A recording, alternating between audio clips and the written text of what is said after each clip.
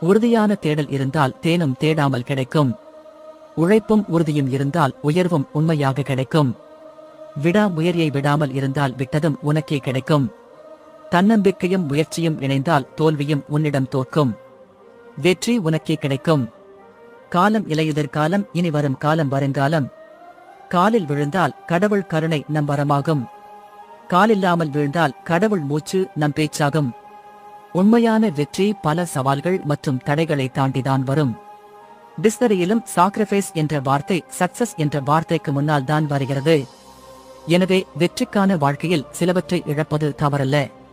நீ கட்ட வேண்டியது உன் வெற்றிக்கான பாலம்தான், உன் வெற்றியை தடுக்கும் சுவர் அல்ல.